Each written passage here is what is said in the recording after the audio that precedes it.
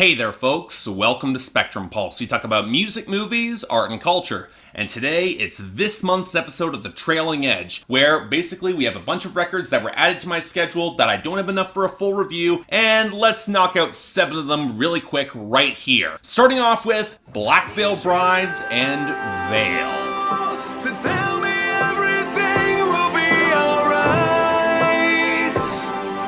To chase away the voices in the night when they call my name.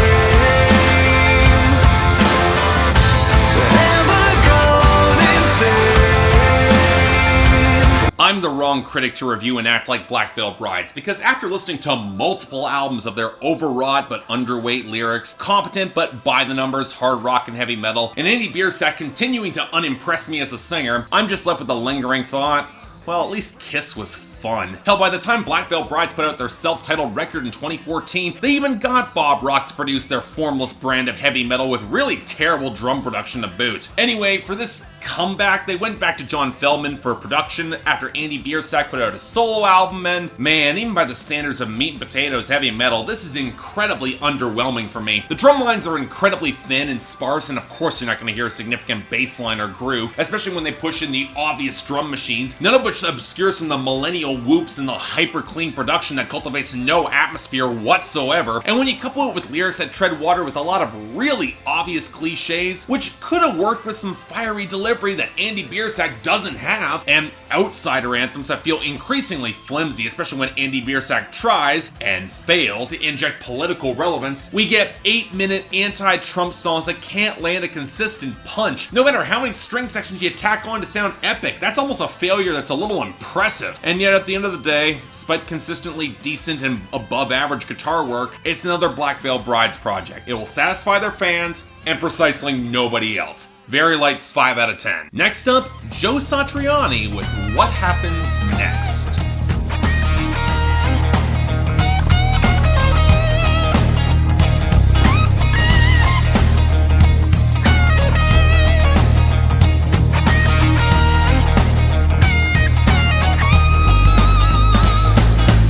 So we've got a legend of guitar-driven instrumental rock who tutored many of the greats of the 1980s. And hell, on this project he was working with the drummer of the Red Hot Chili Peppers and former Deep Purple bassist Glenn Hughes, aiming for something a little bit more straightforward after some progressive genre experimentation that I personally never found all that gripping. And alright, look, I have a tremendous amount of respect for Joe Satriani. The guy is a guitar legend, but it's hard not to feel like some of his work sounds painfully of its time, and I never thought his choice of tones was always great, and that's a big hurdle to carry over multiple decades of instrumental rock that I listened to in preparation for this. Now, this project, it's decidedly less progressive than much of what he was putting out this decade, but still shows a love for these blocky, electronically enhanced flourishes that don't always flatter him, but he can still write one hell of a catchy melody when he needs to, a couple decent hooks, and I can't deny that it's pretty well mixed as well. It's not better or more propulsive than the work he was putting out in his heyday at the late 80s or early 90s, and he's got an unfortunate habit for some really underwhelming grooves when he's trying to get a little bit more funky, but even in there are some standouts that will deserve some praise, and for die-hard fans, this will definitely satisfy. So, very strong 6 out of 10. Next up, Black Label Society with Grimmest Hits. The stars may all disappear just to hear you say your mind. The only words I need to hear.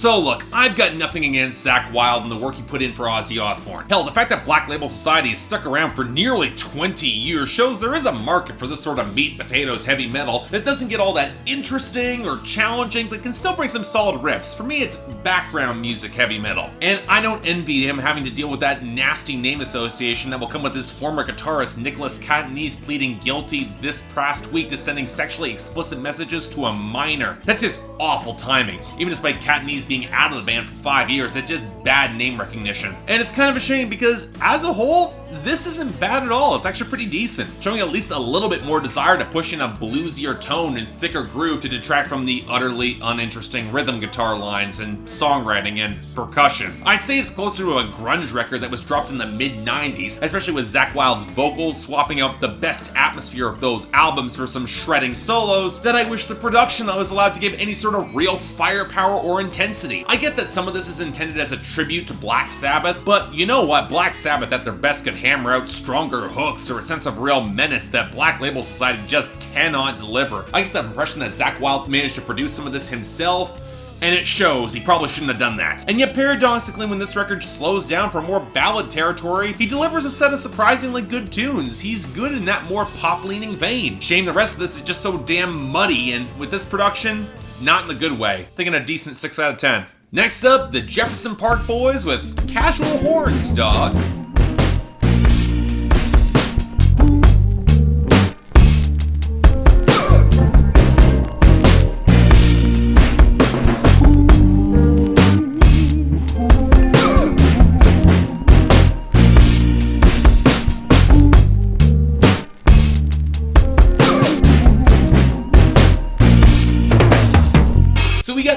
Reasonably well-respected underground hip-hop producers from LA coming together with a selection of smooth, jazz-inspired, sample-driven instrumental beats, and yeah, for the most part, I dig it. It's a little bit too mellow for me to call it great or revisit consistently, and there's a part of me that instinctively would love to hear an artist or a rapper flow over this, but with some really well-mic'd drums, the bass and horns to capture that smooth but textured and gritty vibe that accentuated the best parts of old-school 90s hip-hop, I like this a fair bit. Not a lot you really need to say about a low-key project like this beyond just check it out. It's damn near perfect chill music for me. Not quite great, but I'll go back to this. Very strong 7 out of 10. Next up, Mike Shinoda with the Post-Traumatic EP.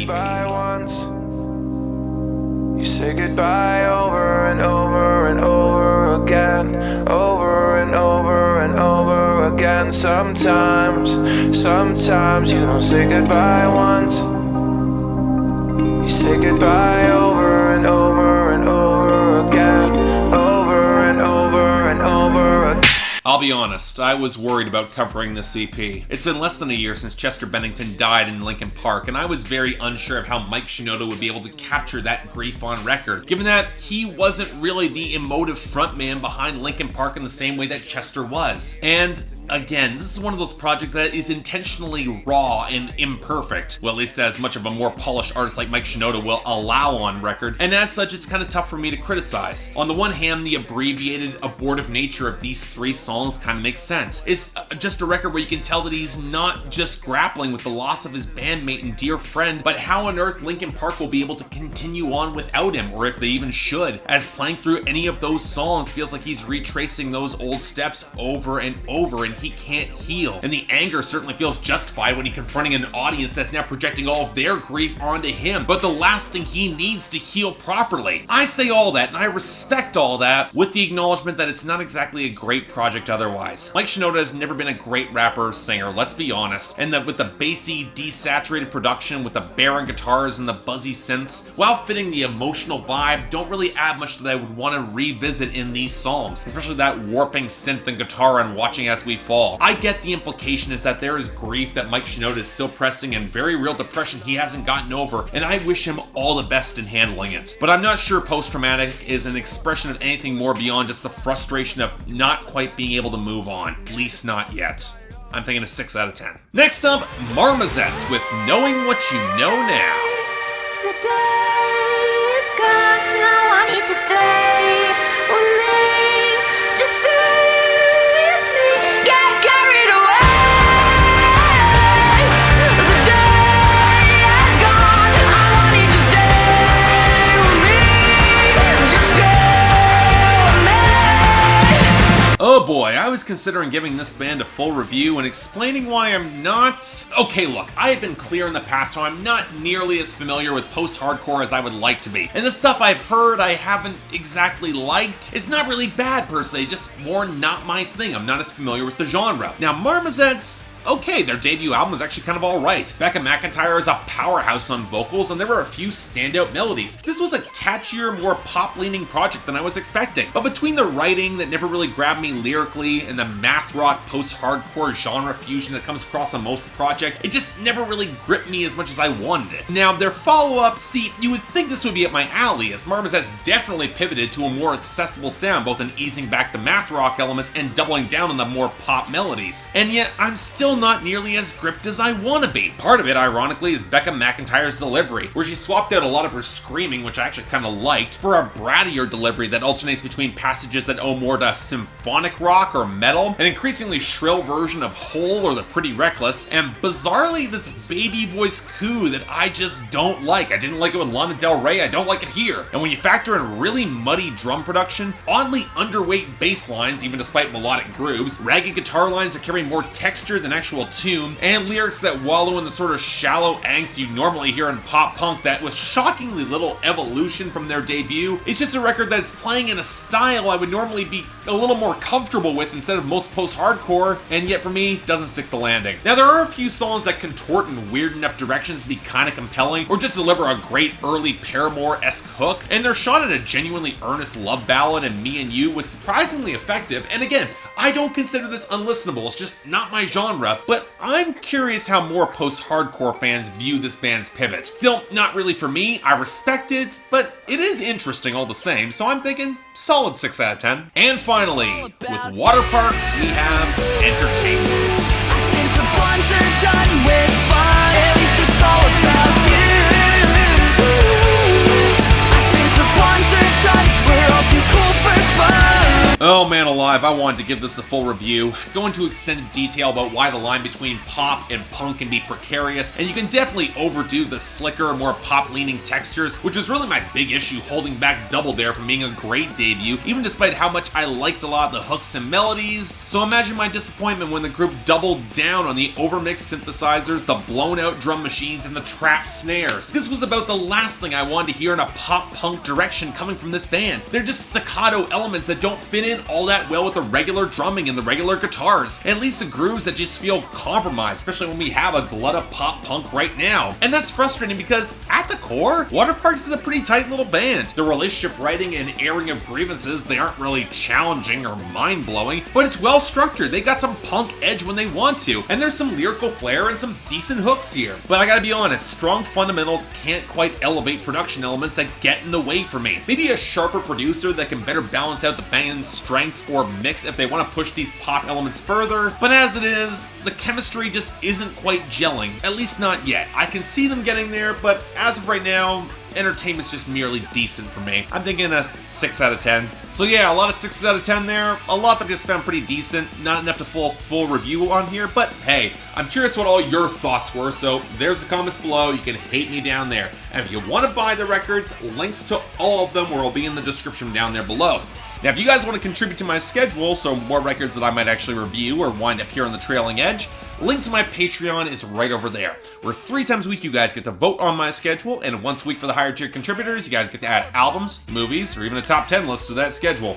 More details right over there. Happy for all you guys hopping on board. Anything else I might be able to do to improve my presentation, I'm all ears. But till then, I'm Mark, you're watching the Trailing Edge on Spectrum Pulse, and I'll see you next time.